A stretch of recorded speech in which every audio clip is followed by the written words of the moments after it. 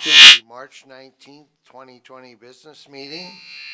I guess I'll read this now. Okay. Today's meeting is a little different than normal. We're not at the dais, but instead we are in the front of the dais in the hearing room. We're doing this because Clackamas County Commissioners strongly encourage all residents to take measures recommended by the public health or our public health official to stop the spread of the COVID-19 virus. Part of these measures is to practice social distancing, so that's why we're seated 6 feet from each other. We practice what we preach. Further, this meeting is being held during the time when the Board of County Commissioners has decided to close most of the buildings to the public. We don't have any members here in the public except staff. Of course, they are public. This has also been done to stop the spread of the virus and to best protect the public health. But we urge all residents to stay involved with the commissioners and the county offices. Although most of our buildings are closed, the county remains open for business. Our departments and services continue to operate virtually. You can see a list on how to contact them on our alert page at www.clackamas.us/alert. We also want to encourage our residents to keep in touch with the commissioners and send any questions to the bcc@clackamas.us email address. We'll collect those, distribute those, and answer them the best we can. However, you know, we are very busy in a lot of areas, so we will answer them if we have time to the best of our ability. Lastly, for those watching on TV, our social media, you can send comments during the meeting. Email ClackCoNews@clackamas.us. That's ClackCoNews@clackamas.us. We have a staff who will relay the comments we get at the end of the meeting, and be sure to include your name and the area which you live. We'll do citizen communication at the end of the meeting today. With that, I'd ask the administrator to please take the roll. Yes, Chair. First, our staff support today: Stephen Madcore, County Counsel; Mary Rathke, Clerk to the Board. Roll call: Commissioner Savas. Here. Commissioner Schrader. Here. Commissioner Humberston. Here. On the telephone, Commissioner Fisher. Here. Chair Bernard. Here. Please join me in a pledge of allegiance. I pledge allegiance to the flag of the United States of America and to the republic for which it stands, one nation, under God, indivisible, with liberty and justice for all. And before I go to our Nancy Bush, our Emergency Management Director, earlier today I announced that I'm going to bring forward to the Commission an ordinance that would have a moratorium on evictions, not only for households, apartments, but also for businesses. This is unprecedented and something that other folks are considering within our cities, and a number of cities have asked that we do this. We also sent a letter to the governor asking her to have a statewide moratorium. That means that if you can prove that the crisis has prevented you from paying your rent, that we're asking that businesses and owners of property and banks, frankly, don't evict you. This, again, if you haven't paid rent 4 months, that's not going to be proof that this was the reason for it. And, you know, we're not judges and juries, so that is something to be determined by somebody else. But right now, we are asking for a moratorium. And with that, I would move that we have a moratorium, that an ordinance be written, moratorium on evictions for both households, apartments, houses, and businesses. Second. Any comment? Yeah, just to clarify,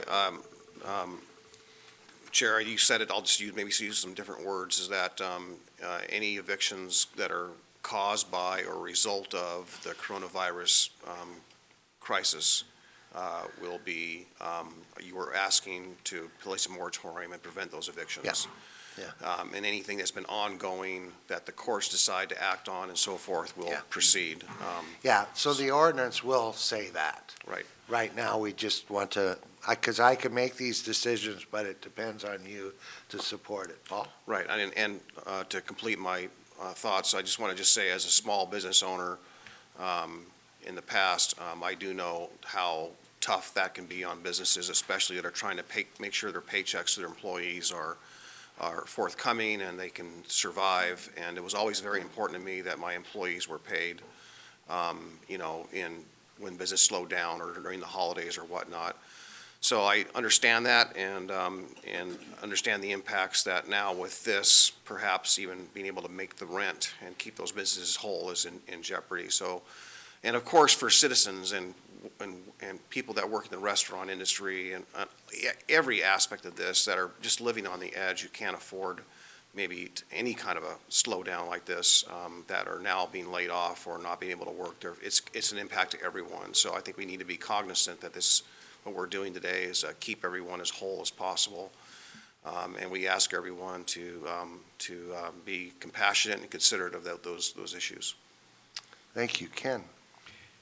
Yeah, just for clarification, the reason for this is we don't want more people uncovered out on the streets where they're more likely to catch this disease than they would be if they were undercover and at least somewhat socially isolated from other people. This really is a public health issue, and we're doing everything that we can as a commission to slow this process down as much as possible. And getting more people out on the street uncovered would make it worse, not better. And that's the impetus for this. Yeah, and to add to that, there are currently 56,000 people who are one paycheck away from being evicted. And that's happening, so we need to prevent that from happening. Any additional comments? Okay, please poll. Who's polling? Mary will do that. Oh, okay, Mary. Yeah, I forgot about her. Mary, please. Commissioner Schrader, Aye. Commissioner Savas, Aye. Commissioner Humberstone, Aye. Commissioner Fisher, Aye. Chair Bernard. Aye. Motion carries unanimously. Thank you very much. And Nancy? If I jump ahead of you. That's okay, Chair. All right. Thank you, Commissioners. My name is Nancy Bush. I am the Director of Disaster Management here for Clackamas County, and I am co-commander of our Emergency Operations Center for the county. I do want to mention here, I'm usually the one that's here before you, but I do have another co-commander, and he and I have been here almost, between us, we've been here every day, and that is Philip Mason Joyner, who is with Public Health. So I just wanted to say thank you to him as well. Even though you see me usually, Philip has been there every day with me. So I just want to say thank you to him as well. So a couple of things I just want to report on that we're working on. We did move the EOC yesterday to an undisclosed location. We're trying to not let people know where it is exactly, just because we're trying to make sure we don't have a lot of traffic in that area. But we did get moved. It happened in record time. I think we have people who could be movers in their future if they want to. They literally picked up the EOC and moved it within 90 minutes and got it up and running. So without very, very little disruption to our mission. We do not have any new cases to report at this time. We do have some tests that are out as all over the state, and there is now a 3-day turnaround on those tests, just for everyone to be aware of that as well. We're working, and just in case we do get more testing or the state wants to go to another method of testing, like drive-through testing, something like that, we are just doing some planning ahead with our sheriff's office to make sure that we can do that. They understand what their responsibilities are for providing law enforcement and security. So we want to make sure we have those plans in place before something like that happens, and hopefully they'll be nimble enough that it's like if they change it to something else, we'll be able to use the plan to be more nimble, wherever that may take place. We do have our planning section today who are working with the schools, and they're calling them about their feeding plans because we want to make sure the schools do have something in place, see if they need anything from us, if there may be some things that we might be able to help them with. So we're doing that. We do have a new operations group, which is called Business and Human Services.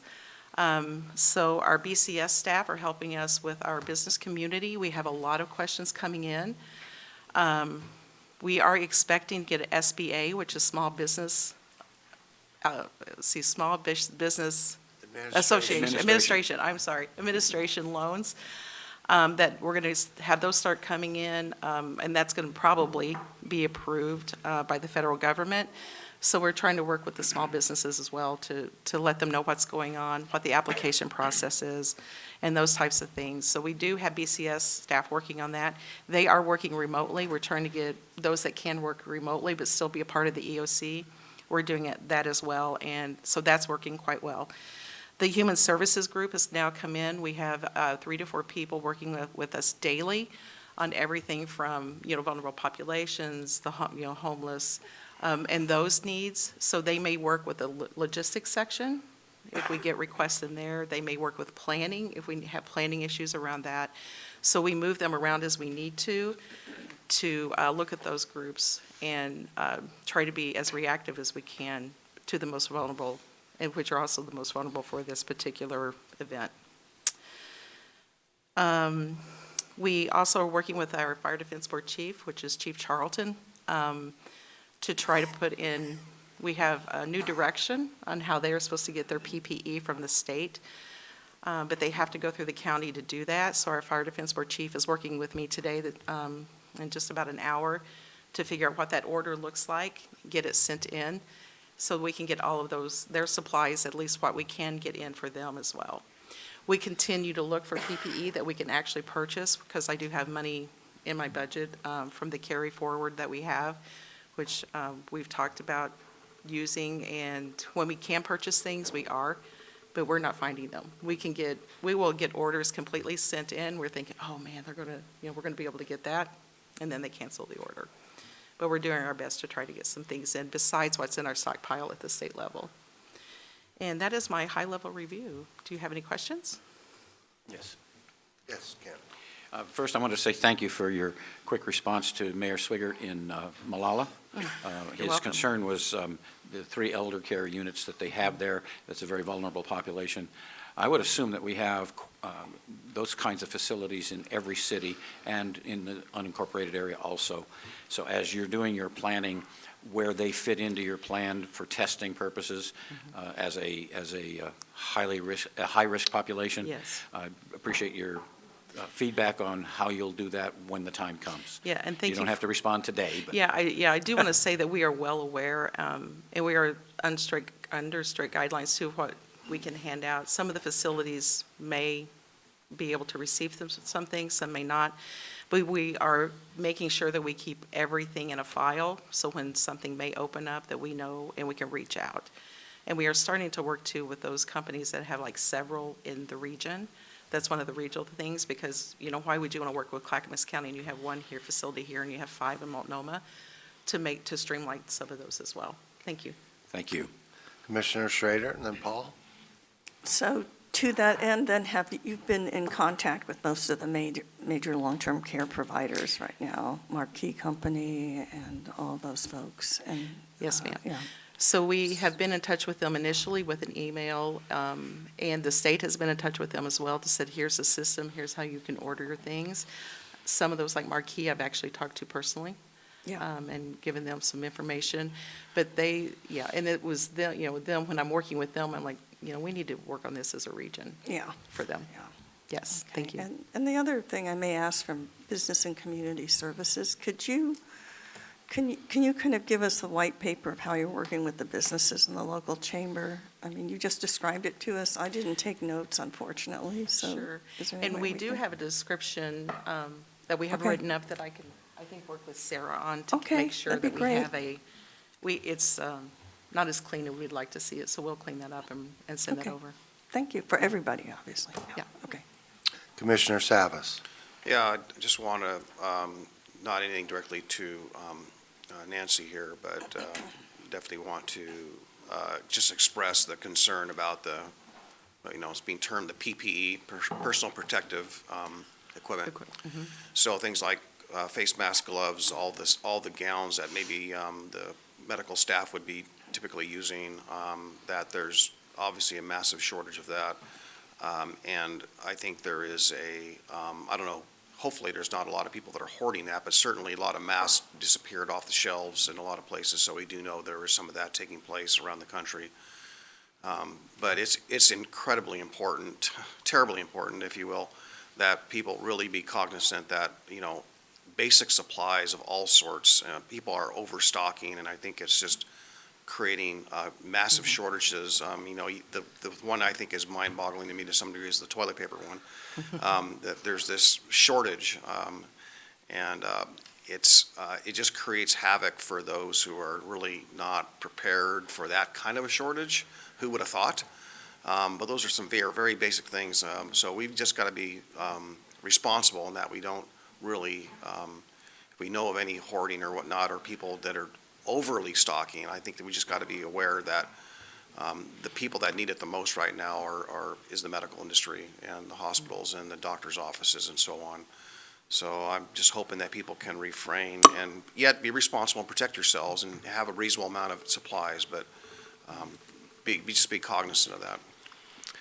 Yes, I heard today that some pizzas deliveries were coming with toilet paper. Commissioner Fisher. Thank you, Chair Bernard. I really appreciate the conversation about personal protective equipment and all the long-term care facilities and our healthcare providers. One area that I've been concerned about are our developmental disability group homes and foster homes, which often have a population of 5 people. A lot of those, of course, their daily activities have all been canceled. Everybody's congregating at home. Is there any special efforts happening to make sure that when staff get sick, they're not operating with lots of staff?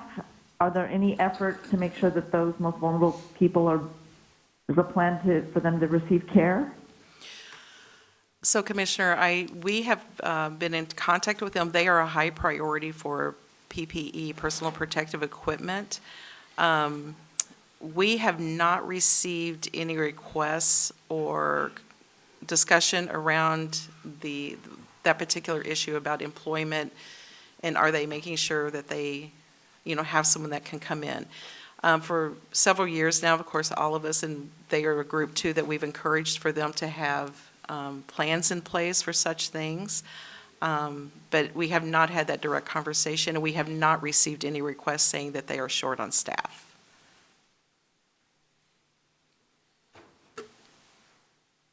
All right. Anything else, Sonia? I would say this is things are changing every hour. I was on the phone with the 3 chairs, Multnomah, Washington County. We talked about what Portland is considering. We had our folks, our medical folks, on the phone to the governor recommending that we do not go too far with this. And hopefully she'll take that advice. So all I can say is we're working hard and trying to protect our citizens, and can't wait till this is behind us. Thank you for your leadership, and thank you for all the staff who's volunteering to work EOC. And Gary and I talked earlier today about, we have folks who are home and do not have access to work at home, that we may be calling upon them to assist food banks, food deliveries at both schools, and maybe Meals on Wheels and things like that. I'm proud of the county staff and look forward to asking for their help, and I'm sure we'll get plenty of volunteers. All right, thank you. Thank you very much. Now, so we're going to announce that we're going to recess as the Board of County Commissioners and convene as the Housing Authority. But one item has been removed from the Housing Authority, is a hearing that will be scheduled later. That's the 2020 Housing Authority annual plan. But the next item is what, Gary? The Housing Authority consent agenda. Oh, I'm supposed to read something else. Just a second. Yeah. I don't know that this was in my file. The decision has been made to reschedule public hearing originally scheduled for today, HACC business meeting, due to the restrictions on public meeting for health and safety of our residents and staff. The public hearing is for the purpose of receiving input from the public and direction from the Housing Authority Board regarding proposed changes to the annual plan, which governs the work of the Housing Authority. This is a HUD requirement. Because of this concern, we intend to postpone the public hearing with a plan to reschedule April 16th at our next regular scheduled HACC business meeting if possible. In the event that we are unable to hold a true public hearing due to the current health concerns, public meeting restrictions, HACC is seeking a waiver from HUD to either remove the public hearing requirement or allow us to delay our deadline for annual plan submission. That request is currently underway. All right, back to the Housing Authority. Consent agenda.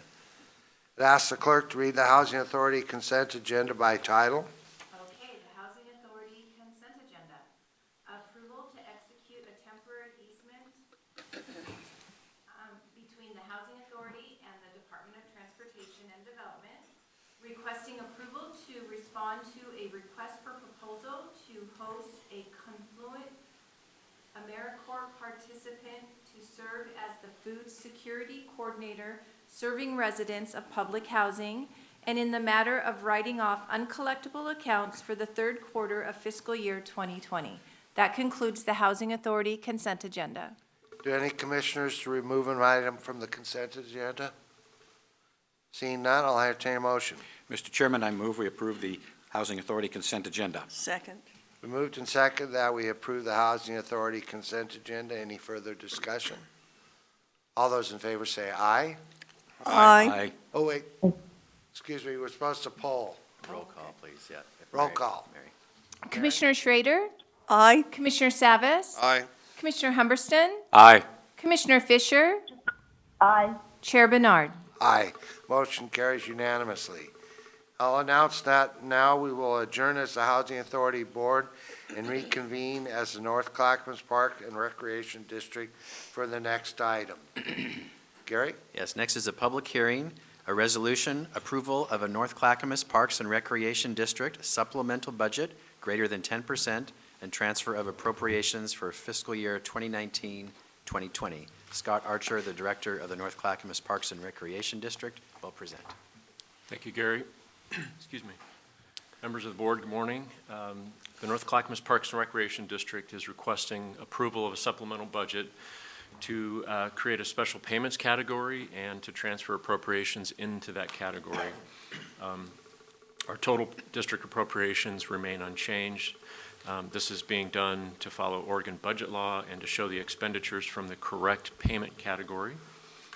This has to do with the settlement agreement and the payment of $14,300,000 to the city of Happy Valley per the settlement agreement that was approved on December 3rd of 2019.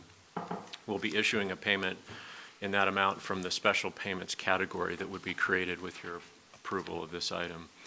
And I would also just remind the members of the board that this payment per the settlement agreement, all of the funds from that have to do with development-related funds. They're not operating funds or general funds or anything to that nature, all of which were generated within the city of Happy Valley. So that entire $14.3 million is coming from money that essentially was generated within the city. But this is a a legally required budget action that we need your approval on, so that we can make the payment in the time per the terms of the agreement, which was 30 days after the legislation passed. So we have, we need this past this meeting in order to meet that timeline. And with that, I'd be happy to answer any questions.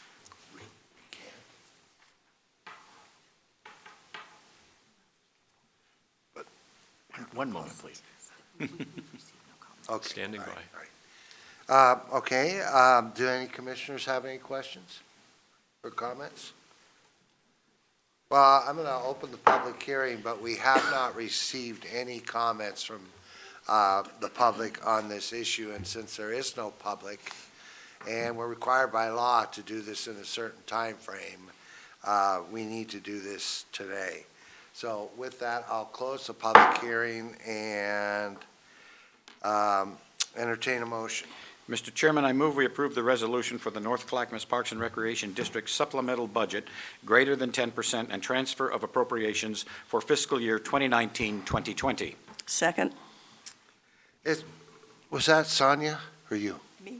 Oh, it's was Martha. Both of us, I don't. It's been moved and seconded to approve the resolution for North Clackamas Parks and Recreation District supplemental budget greater than 10% and transfer of appropriation for the fiscal year 2019-2020. Any further discussion? Yeah, Commissioner please. Schrader, Aye. Commissioner Savas, Aye. Commissioner Humberston, Aye. Commissioner Fisher, Aye. Chair Bernard. Aye. Motion carries unanimously. Thank you. The next item is a I'll do that for you. Thank you. Next is a discussion item, approval of deeds for the transfer of park properties pursuant to the settlement agreement with the City of Happy Valley. Jeffrey Munns, County Counsel's Office, will present.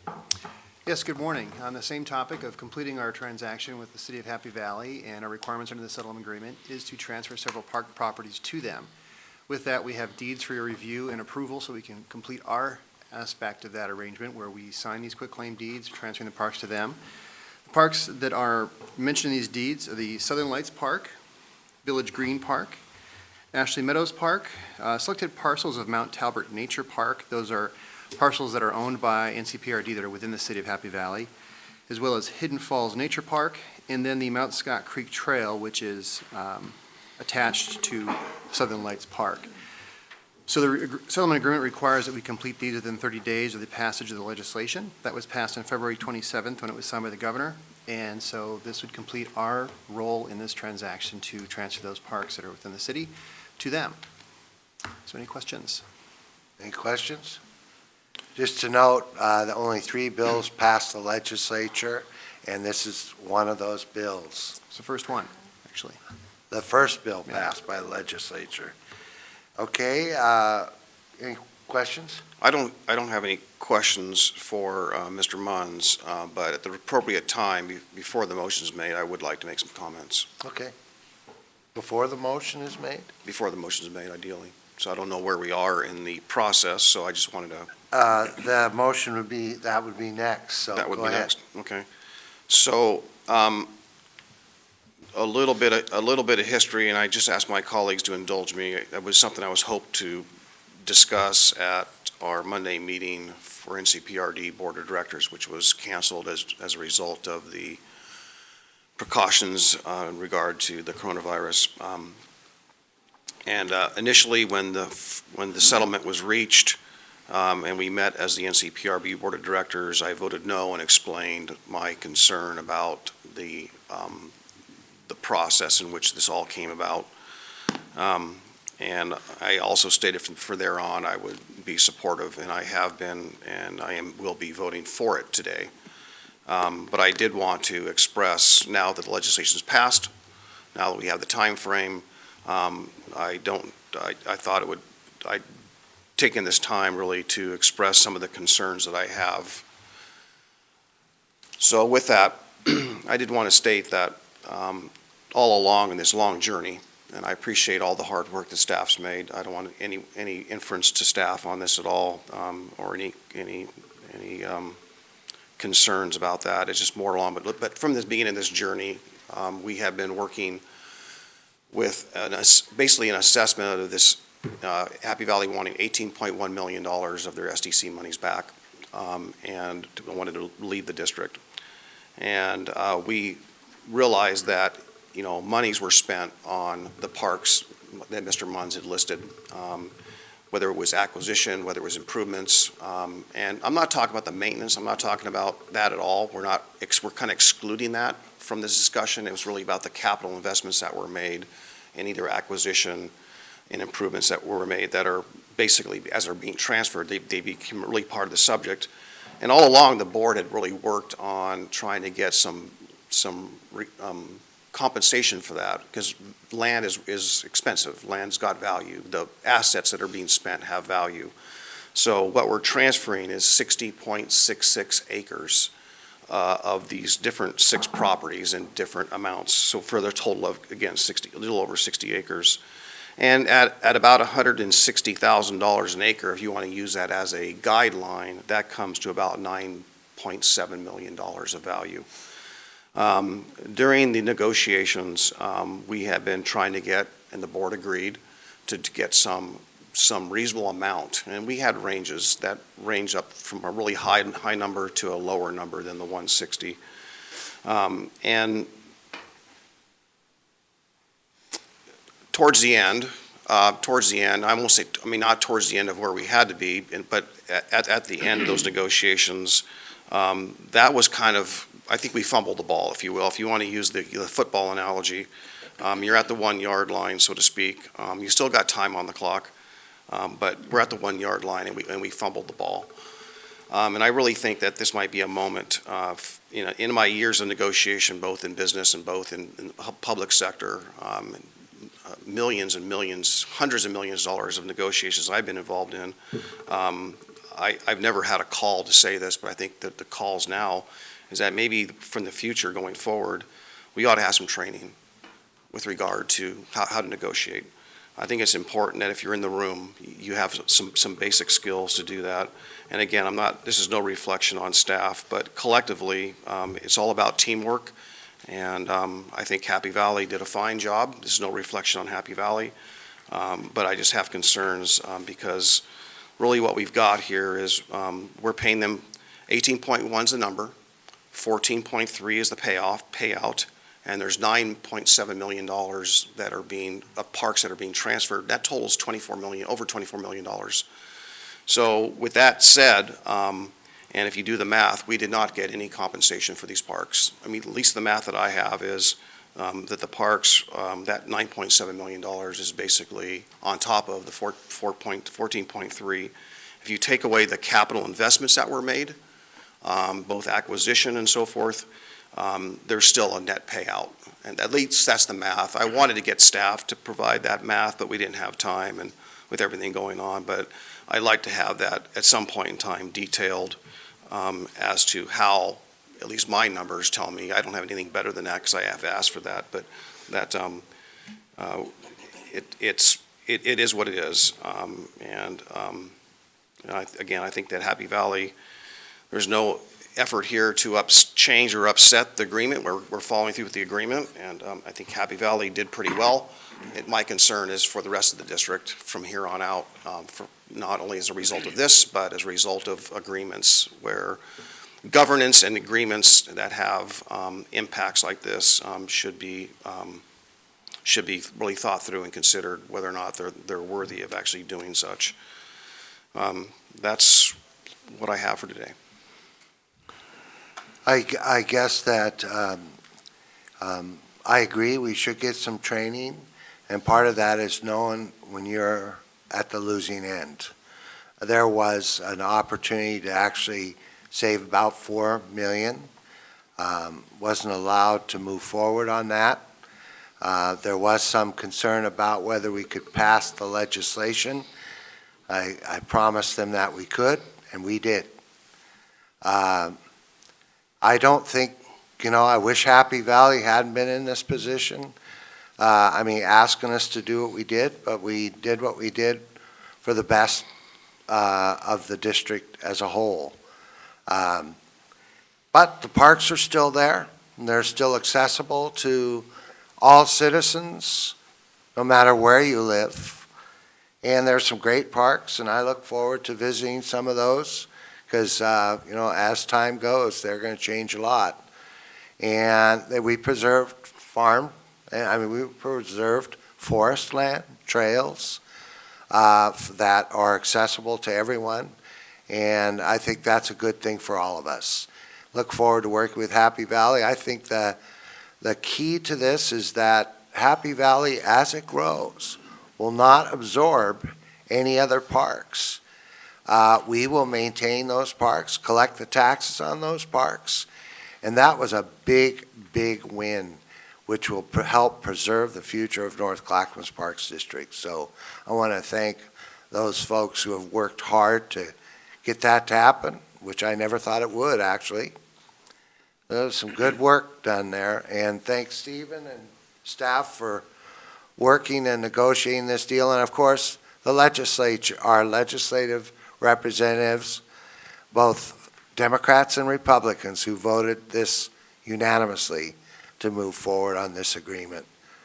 And with that, I'd entertain a motion. Mr. Chairman, I move we approve the deeds for the transfer of park properties pursuant to the settlement agreement with the City of Happy Valley. I'll second that. It's been moved and seconded that we approve, I'm going to get the right one. It's been moved and seconded that we approve the deeds for the transfer of parks properties pursuant to the settlement agreement with the City of Happy Valley. Any further discussion? Yes. Yes. Just like to make one comment, Mr. Chairman. One thing that I've learned over the years in public service is that there's one thing that the public detests more than anything else, and that's two government agencies spending taxpayer dollars to fight one another. The reality is that all of the citizens of Happy Valley, as well as the citizens of the Parks District and the citizens of the county, are all citizens of our county. And we owe it to them to settle these issues as expeditiously as possible, get it over with, and move on. Those parks will remain open to the general public. Anybody can use them. They are assets of the citizens of Clackamas County, and I hope that we can go forward in a cooperative manner with our fellow cities here in Clackamas County in the future and avoid these kind of conflicts. I commend our attorneys for their work. It was a difficult negotiation, I understand that, but we should not be fighting with our cities if we can possibly avoid it. And I think we got the best deal we could. Let's move on. Paul? I would concur. I'm actually in this position today, I think, as a result of all of those types of things. I got asked to apply for a position years ago because on the budget committee for the water district in the 90s, and due to a very complex, basically dispute between two jurisdictions in the millions and millions and millions of dollars, I was brought in and I was able to negotiate a solution to that. That was my first one. And it was two governments fighting one another. I thought that was terrible. I completely concur. There was another one with the city of Milwaukee and Clackamas County with regard to sewer. That was another large one that was solved. 25-year dispute. Was able to solve that. I'm proud to negotiate on that on behalf of the county. And then this one here, again, we didn't ask for this. This was brought on to us. We were taking the task. This claim was not on us. So it is very sad when taxpayer dollars are lost, and usually those taxpayer dollars, in many circumstances, are borne by the unincorporated areas. That's the sad part of this. All right. Again, I think what Ken just said is taxpayer dollars were not lost. They're still accessible to all of us, wherever if you want to go to any of these parks, no matter where you live, it is free. You are free to go. Paul? Yeah, I don't want to argue this. Last word? You're gonna get... I don't want to argue this. Okay. I don't think it's fair to say that taxpayer dollars weren't lost. Taxpayer dollars were lost. Call the Okay. question, Mr. Chairman. Please poll. I almost jumped. Commissioner Schrader, Aye. Commissioner Savas, Aye. Commissioner Humberston, Aye. Commissioner Fisher, Aye. Chair Bernard. Aye. With that, motion carries unanimously. Oh, it looks like I need to ask the clerk, let me see. Ask the clerk to read the ordinance by title only. Right? No, we're done with that item. Okay, we're moving on to the next. The NCPRD consent agenda. All right. With that, I'll ask the clerk to read, oh, go ahead, Gary. Next is the North Clackamas Parks and Recreation District consent agenda. Okay. Board order authorizing the North Clackamas Parks and Recreation District to apply for a local government grant from the Oregon Parks and Recreation Department for development of Milwaukee Bay Park. A board order authorizing the North Clackamas Parks and Recreation District to apply for a Land and Water Conservation Fund grant from the Oregon Parks and Recreation Department of Development for the Milwaukee Bay Park. Approval of an intergovernmental agreement between North Clackamas Parks and Recreation District and Oregon City School District for the development and ongoing provision of park facilities at Jennings Lodge Elementary School, and approval of an amendment to the Strategies Partnership with Use IGA between North Clackamas Parks and Recreation District and North Clackamas School District for the use of shared facilities. Does any commissioner wish to remove an item from the consent agenda? I don't necessarily want to remove them, but I would like to ask staff a question with regards to the North Clackamas Parks and Recreation Agreements 1 and 2 under Section 6.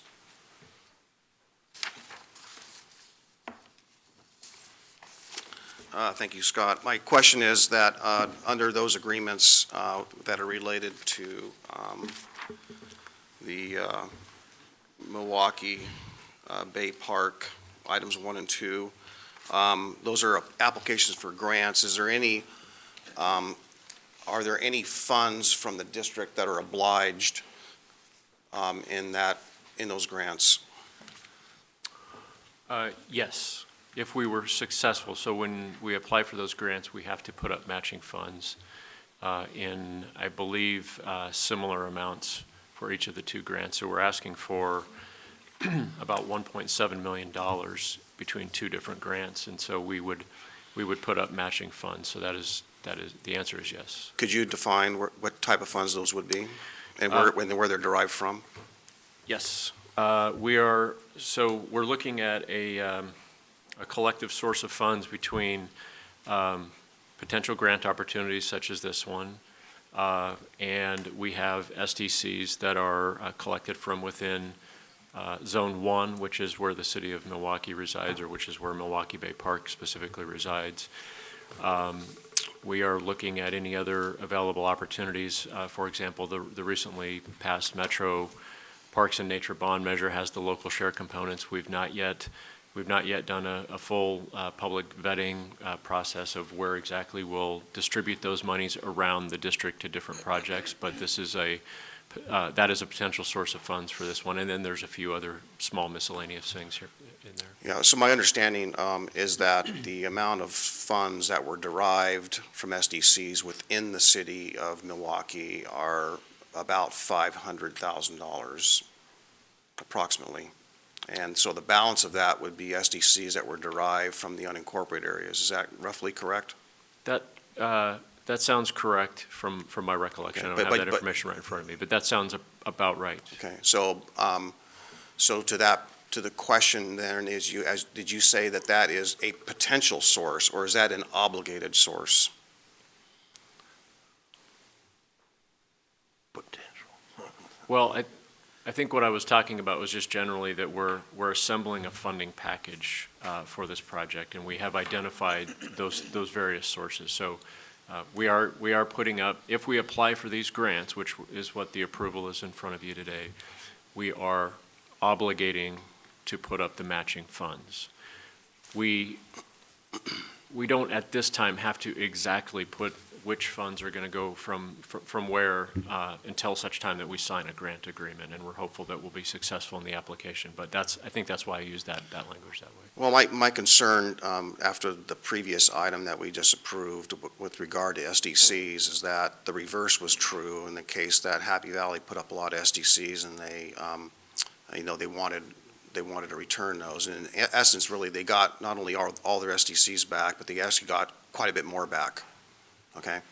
And my concern here is that, in this case, what's reversed is that a majority of these funds, the $1.6 million of SDCs, are derived from the unincorporated area, okay? And as a result of that, my concern is that, number one, is that what policy decision drove that?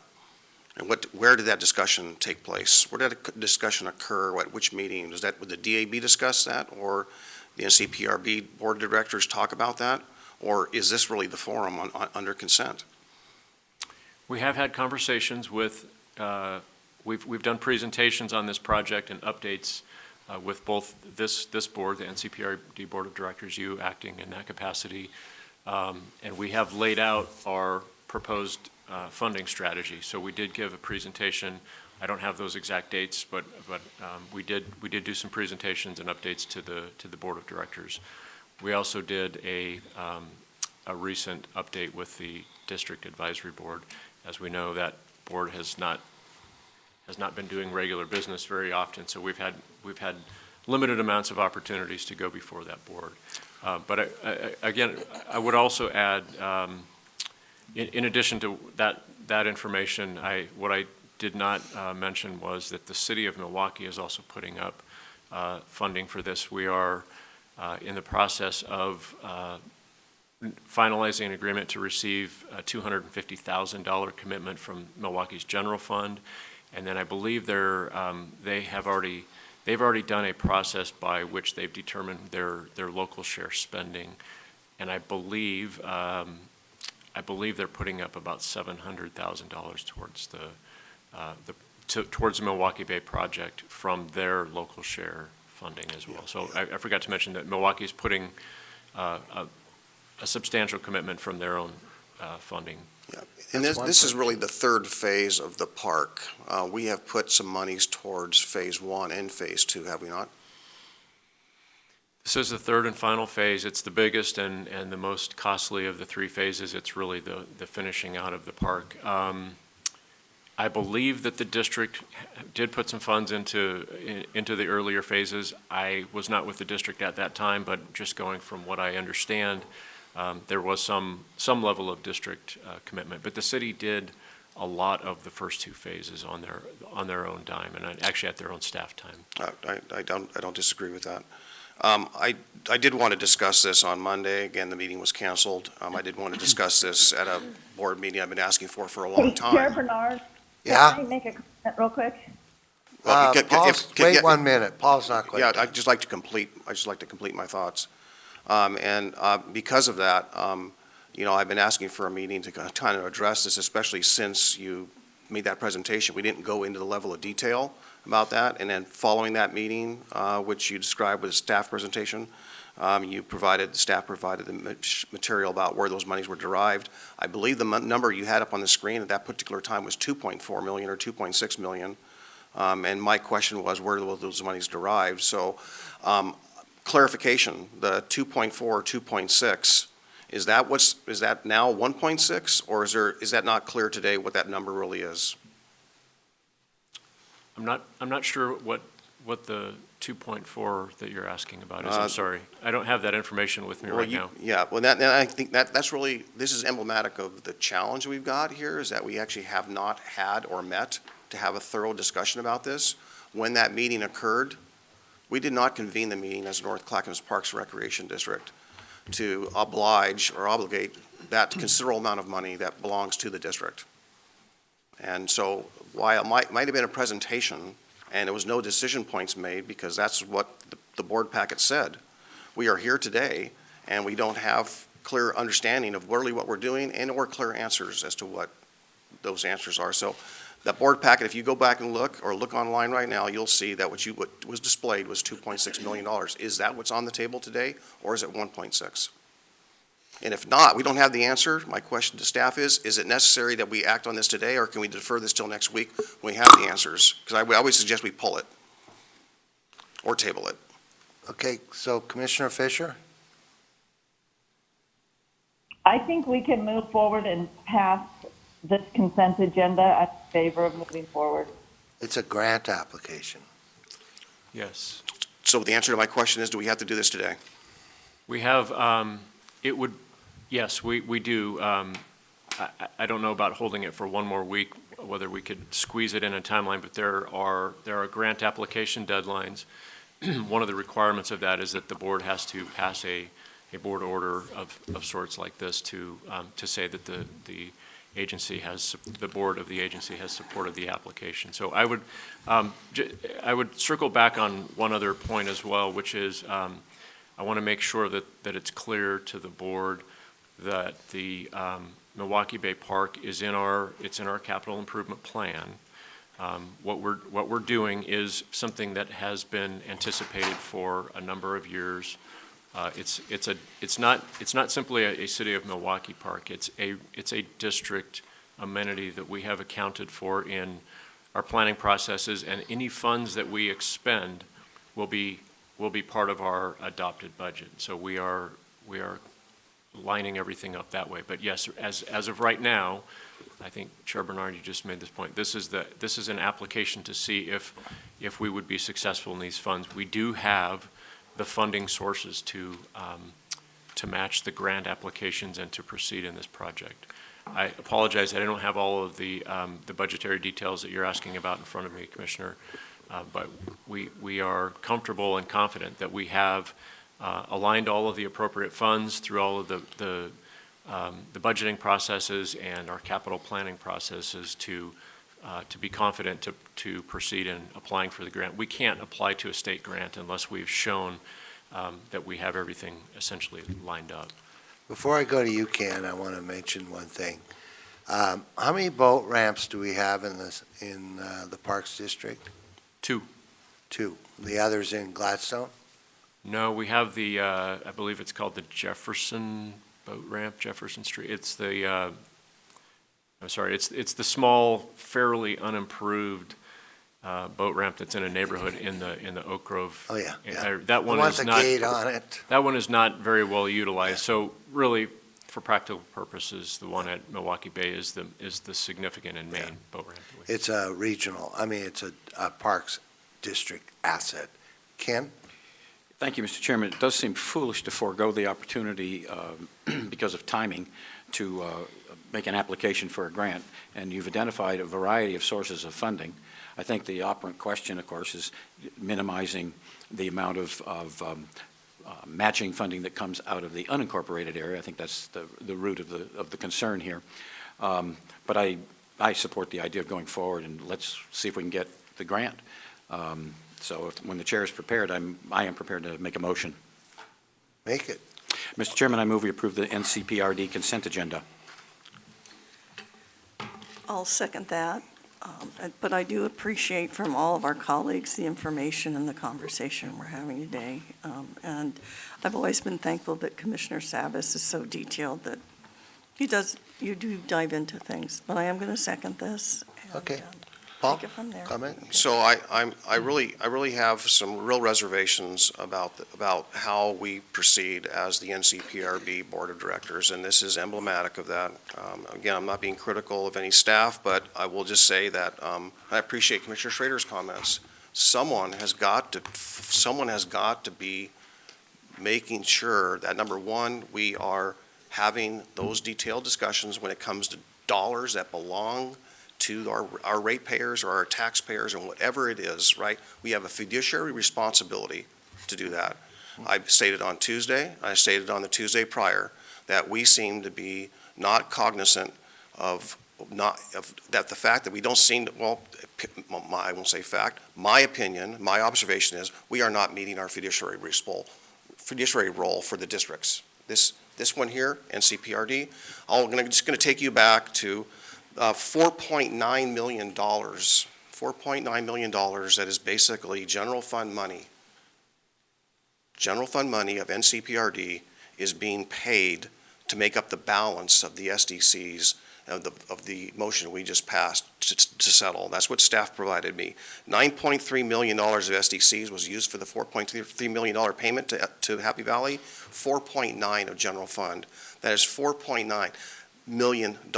And then here we are right now obligating somewhere between 1.6 and perhaps $2.6 million, and we don't have that clarity. We haven't had the discussion, and that is something that frankly, I can't support the motion, and I would actually ask for reconsideration to table this item until we have those answers.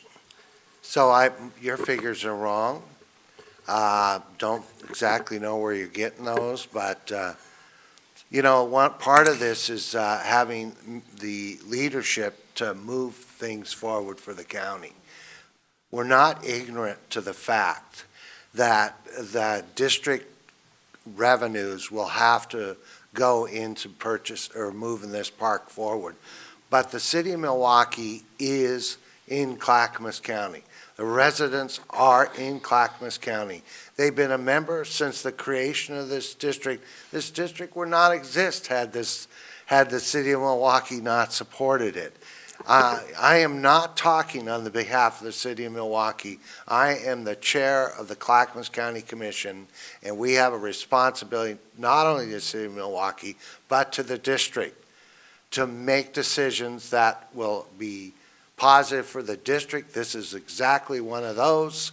I am very concerned about the city of Milwaukee removing themselves from the district, and anything we can do to not just make them happy, but it is the only real boat ramp in the state. I've been working on this park, on this boat ramp, since 1998. I can tell you that. And going through the phases, I was the chair of the Riverfront Board. The Marine Board gave us a lot of money. They wanted to turn it into a parking lot with a boat ramp, and we didn't allow them. But, leadership is making the tough decisions, and I'm willing to make that, and I'm going to call for a vote. Chair, I have my card up. I'd just like to respond. You haven't put it down yet. No, it's up. I just put it up. So number one, you have stated twice that what's in the best interest of the county, and that's what we're doing. That's the problem. We're convened as the North Clackamas Parks and Recreation District. We are not convened as the county. Oh, my gosh. So I would caution that the city of Happy Valley has made it clear that they're having reservations and potentially withdrawing themselves. With that in mind, they own this facility. They own the park. We are taking monies from the unincorporated area and putting it into a park they own. If that's a decision, that's a decision. My problem is there an agreement that in the event they pull out because of that, which you talked about, is there any language that secures that those monies will be compensated back because they own that park? And by the way, it is not the only boat ramp in the state. And I believe, yes, you did. You said state. And I would also say, Mr. Is this about the boat ramp? Because I thought this was about the amphitheater and the final improvements. The boat ramps already exist today. Is it true?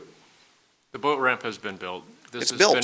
This is finishing the remainder of the park. So it's about an amphitheater and some nice improvements. It's not about a boat ramp. Okay. Mr. Chair, can I just Yeah. clarify something? Commissioner Savas, you brought up a good point about an agreement and having some comfort and security if we go forward, if we're successful in getting all of the funds lined up as we're talking about in this grant. These grant applications are a significant part of us being able to move forward in the project. Before we start construction, if we are successful in lining up all of these funds, we are going to have an agreement to present to the board that will address the concerns that you're talking about. How do the funds get invested? And for example, if something were to happen with the city, what is our protection for those funds or those assets coming back to the district and so forth? So we will have that. We're a couple steps before that right now. We're just trying to get the grants that are available in a certain timeline, and then as we move forward, there'll be steps, and we will be revisiting with the board, including, we would also have to bring back the grant agreements for approval if we're successful, so we'll have more conversation at that time as well. But they don't have to sign it, do they? City of Milwaukee doesn't have to sign that agreement. We Right. would, Well, I called for a vote, so please poll the council, commission. Commissioner Schrader, Aye. Commissioner Savas, No. Commissioner Humberston, Aye. Commissioner Fisher, Aye. Chair Bernard. Aye, motion carries. With that, we will announce that the board will now adjourn as the North Clackamas Parks and Recreation District and reconvene as the Board of County Commissioners for the remainder of the building. And I would, Gary, what's up next? Next is the consent agenda. I'd ask the clerk to read the consent agenda. Okay, today's consent agenda. Under Health, Housing, and Human Services, approval of an intergovernmental agreement with Clackamas County Circuit Court to provide protective order and support services. Approval of a letter of agreement with CARE Oregon for crisis respite services. Approval of a personal services contract with Cascadia Behavioral Health for crisis respite services. Approval of a subrecipient grant agreement with CODA, Inc. for housing assistant program services. Under the Department of Finance, approval of software services agreement with Z-Link, Inc. for building information and access management software. A resolution acknowledging expenditures in excess of appropriations for fiscal year 2019 and describing corrective action in accordance with ORS 297466. Under elected officials, a resolution appointing Justice of the Peace pro tempore for the Clackamas County Justice of the Peace District. Under Business and Community Services, approval of a Rural Strategic Investment Zone standardized agreement for Coho Distributing, doing business Columbia Distributing. A board order approving tax foreclosed properties for declaration as surplus. And a resolution authorizing Business and Community Services, Clackamas County Parks, to apply for a local government grant from the Oregon Parks and Recreation Department for rehabilitation of the Stone Creek Golf Club irrigation pond. That concludes today's consent agenda. Okay, do any commissioners wish to remove an item from the consent agenda? Hearing none, I'll entertain a motion. Mr. Chairman, I move we approve the consent agenda. Second. Moved and second that we approve the consent agenda. Any further discussion? One comment, Mr. Chairman? Yes, sir. Simply want to thank General Manager Schmidt and his team for getting answers to some questions regarding Coho Distributing, Columbia Distributing Company, and the agreement there. I appreciate your assistance on that, and that's all I had, Mr. Chairman. All right. All those in, oops, please. Commissioner poll Schrader, Aye. Commissioner Savas, Aye. Commissioner Humberston, Aye. Commissioner Fisher, Aye. Chair Bernard. Aye, motion carries unanimously. Next item on the agenda is the citizen communication. So since we are unable to have citizens here, we have asked one of our staff to please read the only citizen communication we got today. And, We got more during the meeting, sir. oh, we did? Oh, okay. Go ahead. Thank you very much. Good morning to all the commissioners. Good to see you. I'm Dylan Blaylock with Public and Government Affairs. As Chair Bernard relayed, we are taking comments digitally, given the situation, both in real time and previous to the business meeting starting. This is one way that, of course, we improve and continue our accessibility, which goes a long way toward building public trust through good government, one of your strategic priorities. I'm happy to relay 3 comments in total today, which I will read verbatim and pause after each one for any response from the commission. The first is from Mr. Les Poole of Gladstone, and he writes, "Good morning, commissioners and viewers. Although the doors are locked on the Public Services building, we are fortunate to have modern communication that allows business to continue. Last week, I spoke about overkill and underkill when responding to the pandemic. As the County Board of Health, the Commission's decisions will have far-reaching effects. A question arises as to how far should we go with efforts to combat the disease. While definitely a threat, coronavirus is not the plague. Please keep that in mind. It would be naive to not consider the emotional health and financial impacts of your decisions. While our immediate focus is on the health crisis, critical issues including transportation planning, housing, and the budget must be addressed at this time. In the mix is Metro's T-2020 Transportation Bond Measure. I have repeatedly expressed concerns here and at Metro's hearings about the manipulation of the project scope in order to facilitate a troubling agenda. Special interests have converted a traffic congestion relief plan that includes Southwest Light Rail into an unaffordable package with a cost of about $6 billion. Given the current paradigm, it would be prudent for Metro to rein in the planned bond measure to the scope it had in early 2019, approximately $1.9 billion. Metro is controlled by interests with a political agenda that doesn't meet all of the region's needs. In spite of the fanfare, Metro controls planning with an iron fist. It's time to stand up for Clackamas County. The residents will thank you for it. I encourage the residents to watch my comments during the March 11th meeting regarding Metro and its authority. In spite of repeated failures in its core mission as the regional land use planning agency, Metro continues on an unsustainable, unaffordable path. Almost every Thursday afternoon, they meet and make far-reaching decisions with little public awareness. Thank you for the opportunity to provide written communications during this crisis. Les Poole.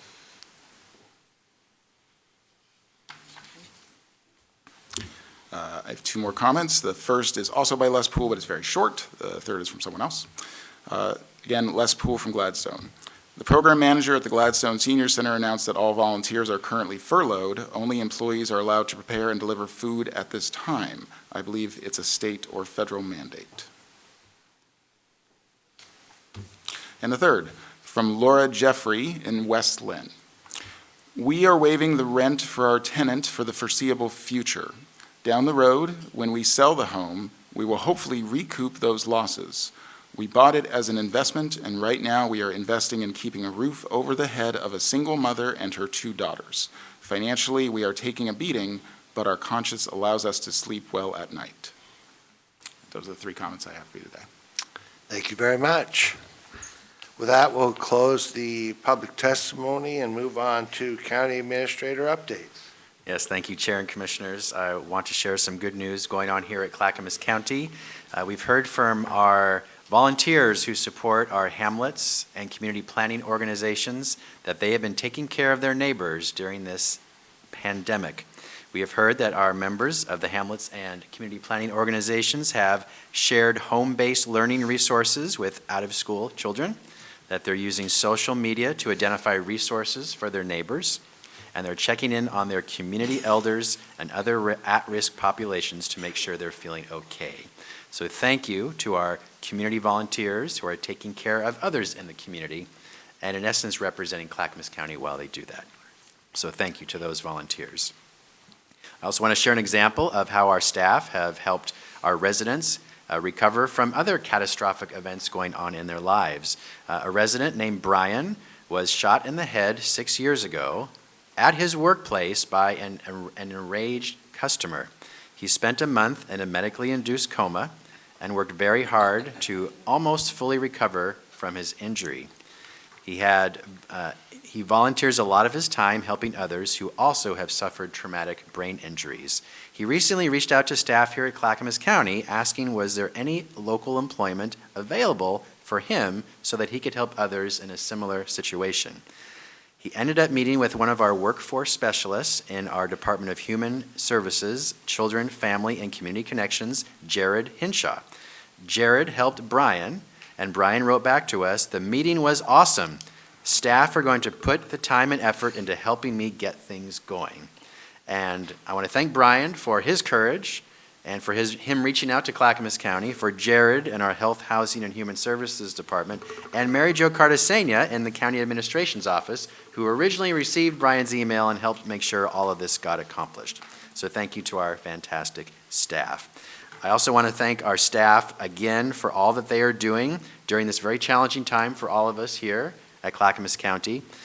Commissioners, as you directed on Tuesday of this week, the majority of our employees are working remotely if they are able, and those that perform critical functions are still here at the county doing business, although they are staggering their schedules and making sure there's at least 6 feet of distance between them and other employees. We are still providing services to the public. That has not stopped. We are now doing that virtually, though. So I want the public to know the county is still open for business.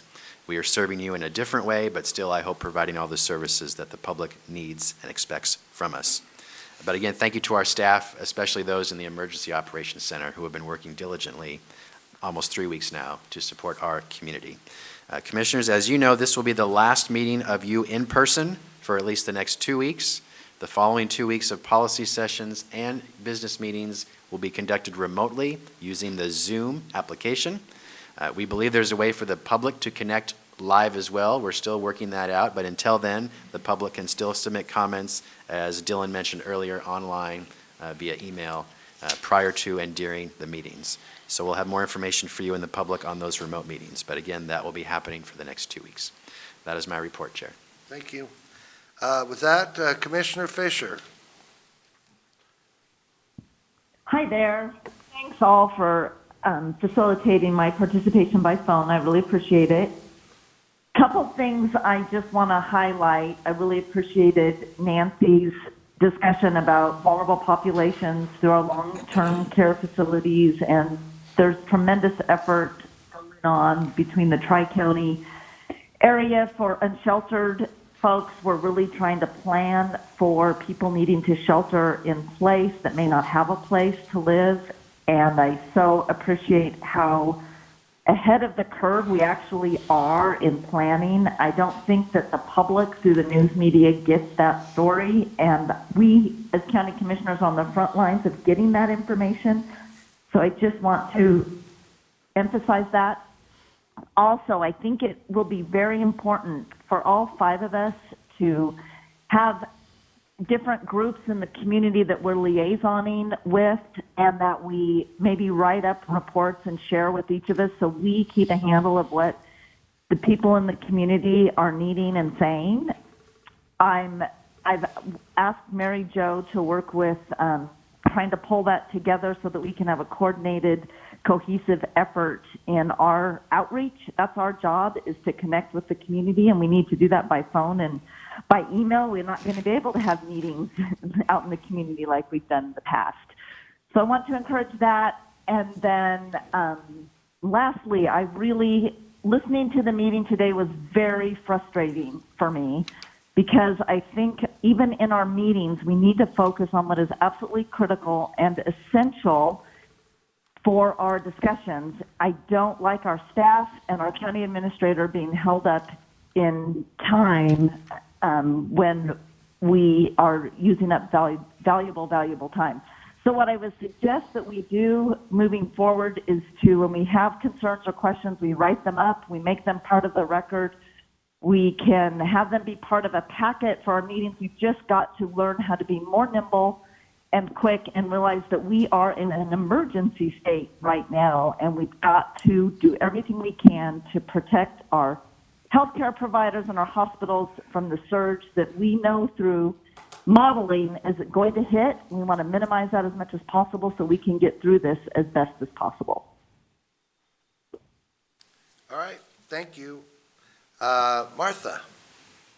Yeah, I just want to thank our staff for all the hard work they're doing. I've had an opportunity to go to the emergency site, not the one we've just moved to. They're doing a phenomenal job, and I think that we're all, it's an edgy time for folks, but I just wanted to make maybe a couple of value statements, and one starts with the word of the week, which is compassion. Sympathetic consciousness of others' distress together with a desire to alleviate it. And I have some quotes. Love and compassion are necessities, not luxuries. Without them, humanity cannot survive. And that's the Dalai Lama. And then from Martin Luther King Jr., a great nation is a compassionate nation. And finally, I found one this morning, and it said, in every crisis, and we are in crisis right now with doubt or confusion, take the higher path, the path of compassion, courage, understanding, and love. And I have to say, I drove in this morning and I did see a homeless lady on the corner who seemed to be having some issues. I talked to staff pretty quickly, and I have no doubt that they are kind of taking that under consideration and doing what they can to help them, to help this one woman. And I do think that that has to be one of our primary concerns as we move forward in this crisis. I have a house, I have family, I have access to, to health care. I have access to, appropriate precautions to take for hygiene. And so, those of us who are lucky enough to have that have to remember that somehow we need to supply those same opportunities to other folks. So thank you, colleagues. You guys are great. Love working with all of you. And, okay, we're going to get through this. Oh, I want to thank Jim too, because you have been very kind in letting me listen in on some of the conversations. So thank you for that. Appreciate Thank it. you. Thank you. Paul? Yeah, last week, my closing comments were about how we really proceed forward in light of the emergency we have in place that my colleagues just spoke to just previously. I want to echo everything they have said, our concerns, and all my colleagues, frankly, for their consideration and handling of this crisis. On Tuesday, we discussed a little bit about public meetings law and public records law, I guess more appropriately, applicably. What's applicable here is the public meetings law portion. The door is locked outside. People can't come to this public meeting. We know that. We passed that, and we try to make accommodations so that people can participate online or digitally. With that said, a lot of our meetings have been canceled, and it really begs the question. We're going to have a little test after this meeting with Zoom, a technology feature to allow us to do some online conferencing for our meetings, which you'll hold on Tuesday. I actually participated in one in JPAC this morning. It's my first real live session with it. And it has the ability to bring on more people that can participate, not necessarily on video, but people that were in the audience were actually part of that as far as listening in. So I would like to somehow explore opportunities to try to meet that gap, if you will, that public meetings gap so people can participate. And if that means it's even a live, so to speak, town hall kind of a setting where it's a virtual town hall, I think we got to do that. I know the governor in some of the releases has done Facebook town hall type things where they've been live on Facebook. But I think we have actually opportunity because now we have a little bit more time because of the meeting cancellations where we should make ourselves available, especially answering questions. I think right now people are really concerned about what's happening, and if we can be part of that forum to help relieve some of those, some of the stress or the concerns or the anxiety. When people are actually asked to stay home, some people will react with some anxiety. They call it cabin fever. It's for others, it's an opportunity to get a lot of stuff done they wouldn't have otherwise. But all in all, I guess we're going to have to make the best out of a very difficult situation. But I would like to ask my colleagues to actually consider ways of number one, reaching out to our public and see if we can't really accommodate some settings where aren't necessarily meetings, but more town halls where we can actually engage our citizens in light of the absence of them to show up in our building today, our meeting this morning. We are looking at doing exactly that, listening post kind of thing where we can come and listen to the concerns of citizens. We're actually actively working on doing exactly that. So Right. I totally agree. Yeah, I'd like to just close with this one piece, and that is that as I'm talking to my family members, regardless of their age, my kids or so on, and friends, is that this social distancing is extremely important. Wiping off, handrails or doorknobs, or washing your hands, or be extremely conscious about everything that you touch. People are going to go to the grocery store, and we got to be careful that even what we bring into our home, that we're taking efforts to wipe that down. as reasonably as possible and making sure that we're protecting others. Even if we don't get sick or people think they're young and they can't pass it on, or actually they can pass it on and they won't necessarily become sick. The concern is just actually further spreading this. You've probably heard this over and over again, but I just want to just tell people that with their family members in the store and how they cope with that, it's really important just to be cognizant that we got to keep ourselves safe. All right, thank you, Ken. Thank you, Mr. Chairman. In response to Commissioner Savas, I would put myself in the get stuff done category since so many meetings have been canceled and events have been canceled. So it does give you a chance to do that. I know there are folks out there that wonder why we're taking the actions that we're taking. I had that question asked when I did a Meals on Wheels event on Monday by one of the drivers. And what I would say, and I think this probably is reflected by every one of us here today, is that it's better to err on the side of caution. Erring on the side of caution will definitely save lives. If we're going to get criticized, I'd rather be criticized for that than criticized for doing nothing and having something happen to people unnecessarily. So I think we're handling this in the most appropriate manner possible. Moving on from there, it hasn't been as busy a week as I normally enjoy, quite frankly, but I've had a few constituent meetings, most of which had to be canceled on the face-to-face side, and they had to become telephone calls.